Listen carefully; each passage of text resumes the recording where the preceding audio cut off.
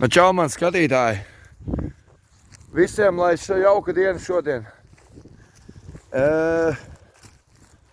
Šodien esam atbraukuši līdz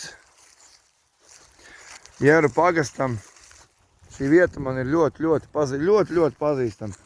Es jau pagājušreiz jums to teicu, un redziet šo dīķi, ja? Šo dīķi sauc par Staklīšu dīķi. Un agrāk, kad es biju mazs puika, kaimiņos dzīvoja tur tādi kaimiņi, un tad mēs ar viņiem nācām te peldēties.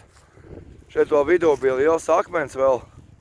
Es nezinu, kāpēc cilvēkiem jābūt tik zemiskiem, lai visi postītu laukā. Pieņemsim, jā. Šeit kāds ir parūpējies par to, lai te viss būtu smuki, vai ne? Tagad tur ir zīme uzlika, ka tas sanāk pagasta īpašums, bet ok. Šeit bija tāds akmens vidū baigi liels.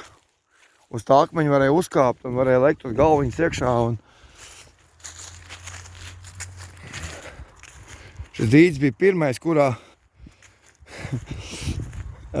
man parādīja tētis un kaimiņi. Te bija laika piestātnīte bijusi. Nav ko filmēt. Te ir iespējams, te ir bijuši policijas darbi un viss pārējais. Bļāviens, kurš tā dara, bļā? Šausmas. Bišķi paņemt, patīrīt un būt ideāli. Ļoti skaista vieta īstenībā. Daudz atmiņu te ir. Uz tā saliņa varēja aizbrist pāri tur, otrā pusē. Dzirdiet, jā? Tā ir Alda Kļaviņa ferma. Viss ļoti skaisti.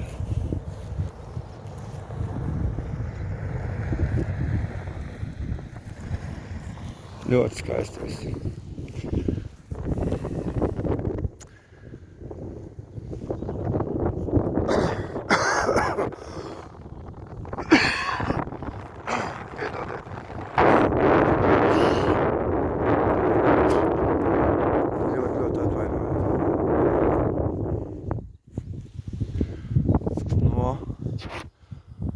Brauksim tālāk. Izbrauksim cauri darbnīcām, aizbrauksim uz zivdīķiem. Parādīšu jums vecos zivdīķus, kur ir... Izbrauksim cauri Jeru pagastam. Izbrauksim cauri Jeru pagastam līdz klimpām un apstīsimies, kas tur notiekās. Varbūt iespējams kāds tur strādā uz tīrumu vai kas ir. Satiksim kādu saimnieku pazīstam, varbūt tās. Zin kā. Tālāk. Tā mēs braukājamies lēnām. Es to pārtāk negribu skatīties. Man vienkārši kauns ir par šo vietu. Ka viņi ir tik trāju zemi krituši tie cilvēki.